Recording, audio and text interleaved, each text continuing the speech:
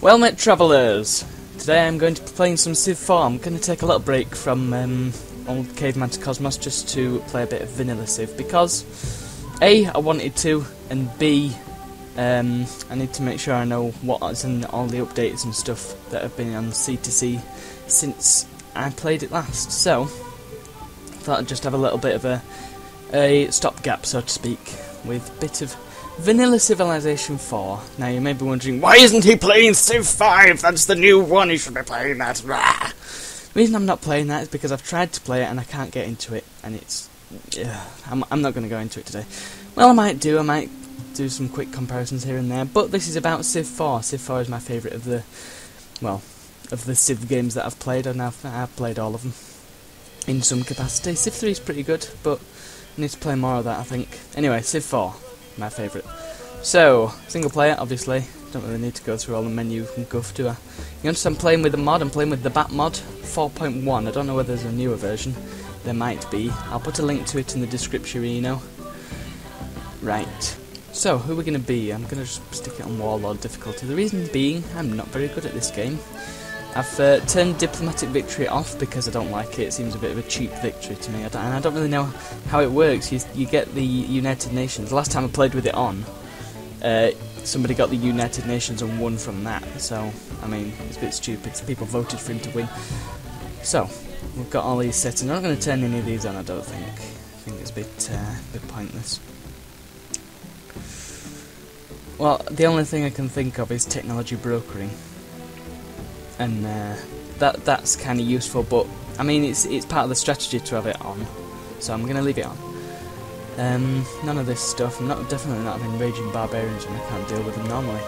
So we're going to go on a Terra map, which means there are going to be two continents. There's going to be the old world and then the new world, and the new world won't have anything on it apart from barbs, and the old world will have every player on it. It's going to be a large map. I'm going to just add another AI here because I'm insane. We're also going to start Ancient Era Speed. I'm going to put that on normal because I don't want to be... oh, should I? I like playing at Epic because it gives me time to actually do stuff. But maybe I should play on normal so I actually get to grips with how it's supposed to be. Yeah, let's go on normal. Then the video can actually move. World wrap cylindrical, sensible. And resources standard. Yeah, that's fine. So... I could pick a Civ, but I think I'm going to go random. There are a lot of leaders to pick from, by the way. Unlike Civ 5, there are actually multiple leaders per Civ, which is quite good. And the reason for that is each leader has different traits. As you can see, Alexander is philosophical and aggressive. Can't remember what philosophical means, something to do with science. And aggressive means that you get extra combat bonuses per unit, which is pretty good. But no, I'm going to stay with random this game, and launch. Oh, and I'm Gandhi. I've never played as Gandhi before, so this is going to be interesting. So, let's have a look. Philosophical and spiritual. We can find out what they mean afterwards. And we start with mysticism. Can construct monument at Stonehenge. That's handy because it means we can get a religion right away. We've also got mining, which is also handy if we... so we can get military going quite quickly. Funny that, isn't it? Gandhi being... one of the most peaceful, if not the most peaceful what I was going to say, one of the most peaceful, if not the most peaceful persons in history, and he is renowned in Civ for being bloodthirsty. So I'm going to fill that role, I think. I tend to get quite warmongery when it comes to strategy games. So our unique unit is the Fast Worker, which stays in play throughout the whole game. It can move further than regular workers, allowing it to move and carry out an action on the same turn. That is handy. It means we can get stuff going really quickly. Gosh, this is very good for military. This leader. I don't think there's any way to check what these traits mean here, but we can check afterwards. We've also got the Mausoleum, which replaces the jail. The jail reduces unhappiness from war. The Mausoleum seems to do the same thing, but also adds espionage. Oh no, what? What's the difference then? Oh, it adds happiness as well, look. Yeah, it's good. Yes, I like that. So that's fine. So the jail doesn't normally add happiness, but the mausoleum does add happiness, so otherwise it's identical to the jail. Good stuff! Right, so let's get going. That mod, yep, we know. So, philosophical plus 100% great person birth rate and double production speed of university, that's going to be quite nice for our science. And spiritual, no anarchy and double production speed of temple. Now, no anarchy is extremely good if you're big on civic swapping. I'll go into civics when we actually get into it. Kind of like the social policies from Civ 5, but not quite the same. So let's have a look at our start. This is an interesting place. What we could do actually. Blimey, don't shout at me. I think the best course of action here is to probably move down one. I know it would delay our city building a bit, but I think it's more valuable because it's on a hill, it's got the river next to it, and it's not in a desert. And we still get all the pig and stuff, so yeah, this does look like the best place. So I'm going to move down one. And look, there's a goody hut right there, so that was definitely the best decision. And I'll move my warrior around. I just want to survey the land around me to begin with, and then we can see where our next city can go. So, next turn, build the city, and we get some gold from the goody hut. I mean, that's not amazing. So we found a deli. Oh, we found a deli. And I'm going to start by building a worker. Or a fast worker. I often go with worker, warrior, and then settler, because then I've got a warrior to escort the settler to the next city location. I like to expand quite quickly in this game. What I'm also going to do is just put down a dot map here. That shows me where my city's, where my city will be able to work once its borders grow. This is called the Big Fat Cross, and basically, you see here, the city is currently working this tile. You can tell by the way it has the white circle around it. So when the borders grow, it can actually work all these tiles within the Big Fat Cross. Hey, excuse me, I've got a really snotty nose, that's not good. Yeah, it can work all these tiles within the Big Fat Cross, and that's why I put it down, because then I can see and try and eliminate any overlap. Because overlaps are kind of pointless, really. So I'll best shuffle my warrior around a bit. And next turn. This is the problem with the very early game. There's not really a whole lot to do. You're just pressing return and moving your warrior around a bit. So I've picked meditation as my research. That lets me get, if I get that first, which I hope I will, then I will have Buddhism. And the religions in this work a little bit differently to Civ 5. I kind of like the religion system in Civ 5, but in this it's somewhat more simplistic in that, really, for all intents and purposes, religion's only there to get you money. As you can see, the borders have grown now to encompass the Fat Cross. I'm going to stand on this hill because that gives me a bit more wider view radius. And I can see there's a little island there. So it could well be that I'm on an island on my own here. The continent doesn't necessarily have to be one big landmass. It often is, but it sometimes can split up. Thank you, Leonard. We now have Buddhism. Buddhism has been founded by me. I could try and get Hinduism as well, but it's unlikely that I will because, well, the chances of having another spiritual leader are quite high. Well, they're not that high really, but random. Yep, so good. We've got meditation. We can now make all this stuff. We can make the Buddhist temples and things. So there you go. So what I really need to do now is spread that as quick as possible.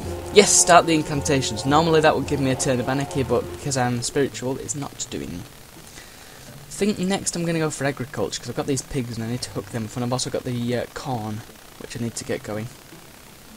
In fact, there's plenty of places that I can have farms here, and the worker won't be able to do a whole lot until I get it. So actually, yeah, this works out. I'm going to have the worker in 7 terms, I'm going to have agriculture in the same term, so that worker can be getting on with stuff as soon as he's made, which is fantastic.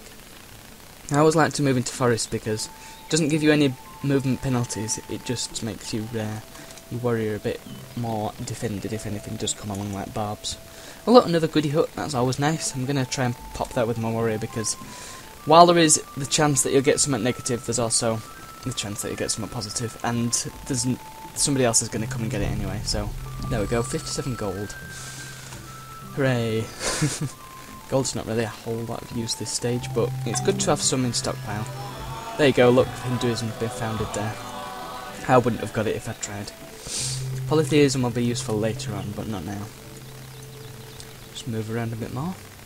You can see there's a lake there, but it's not worth settling around here. Completely pointless. There's some silk here. Is that silk? Yeah, it is. Which gives us a bit more commerce. And we now have agriculture, and therefore we have our worker. What should we go for next? I think we should go for animal husbandry next, because then we can, again, get the pig set up, and we can have a look at our worker, which has 3 movement. Normally workers only have 2. So we can move him over there and get him to work on the farm straight away. Farms and tile improvements don't cost anything to run in this, unlike Civ 5. That's one of the things I don't like about Civ 5. Everything costs money. Right, and continue exploring with my warrior. I haven't found any other civs yet, so I've got nobody within my absolutely close proximity, but that could change. Somebody could settle quite aggressively towards me, which is never a good thing. Borders of Delhi are about to expand. I'll just show you.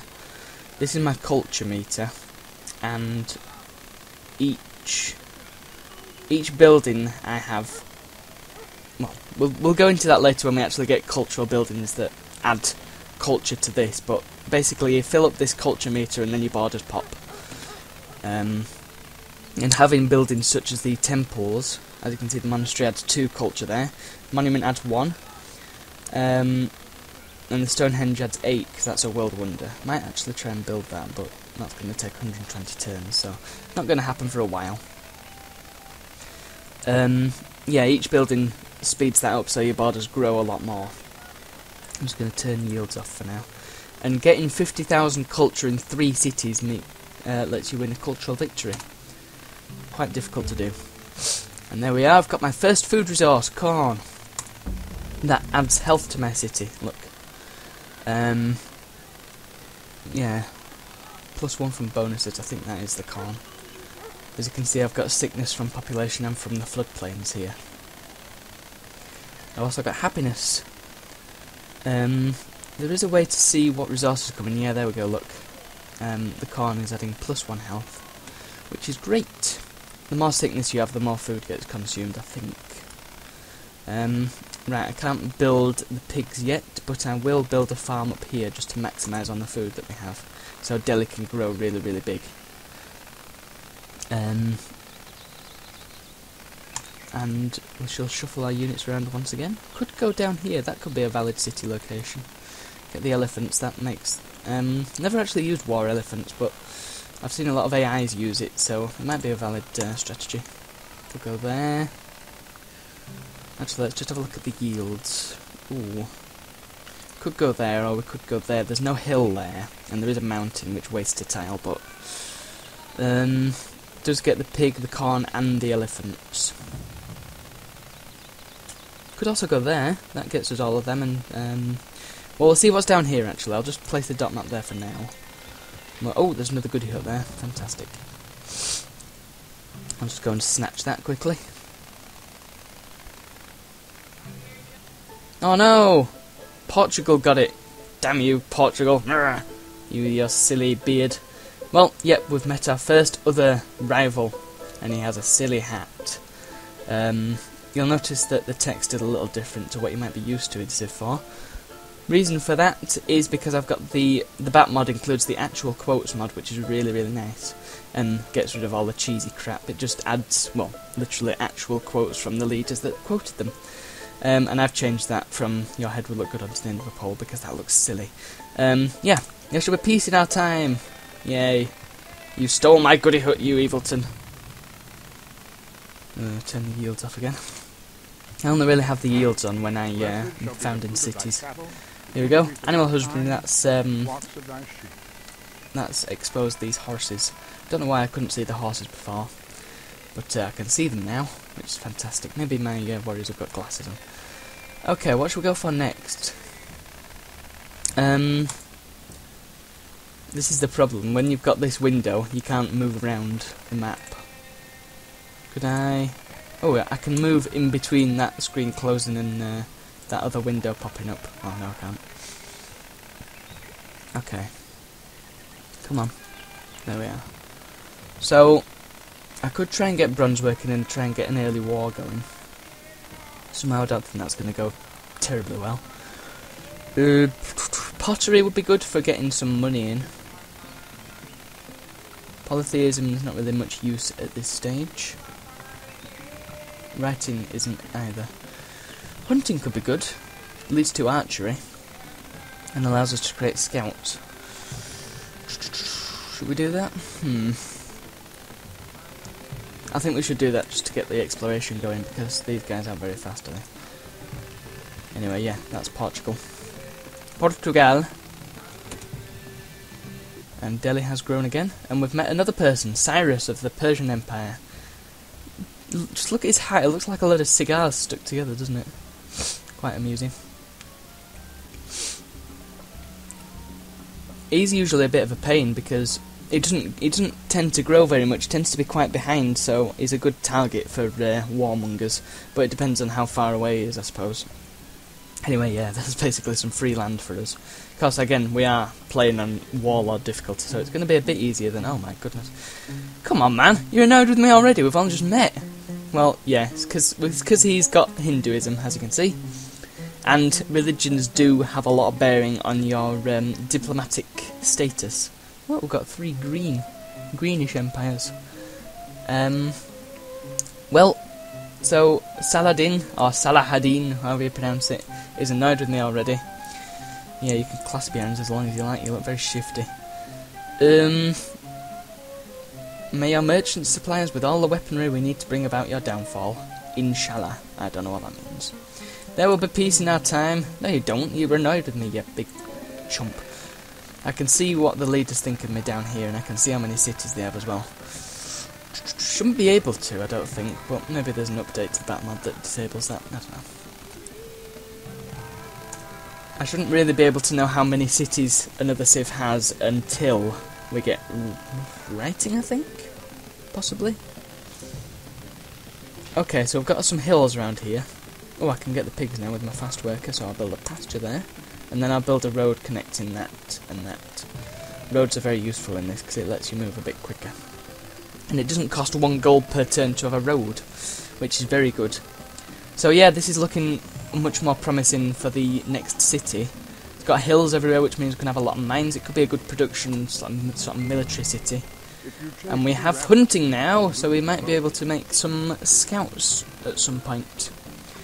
Could get archery, could get masonry. Masonry doesn't seem particularly alluring at this stage.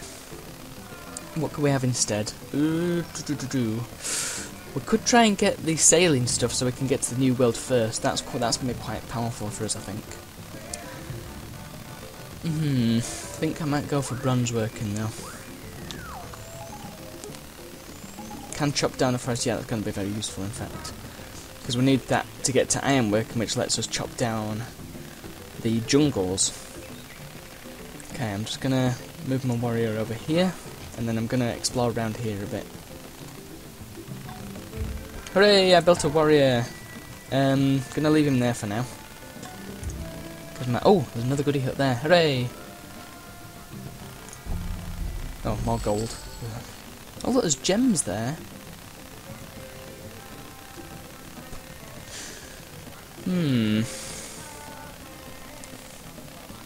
No, I think this city's good enough as it is because it's got loads of resources.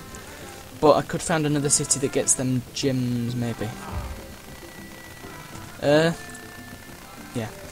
So now let's build the road.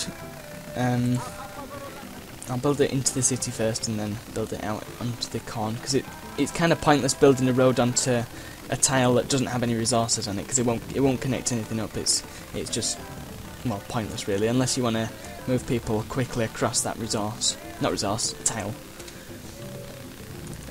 Continue moving over here. As you can see, there's a mountain there, we can tell because it's got a big lump. Oh look, there's the ocean. Now then. We do need a coastal city if we're going to get to the New World. Indian voices are insane.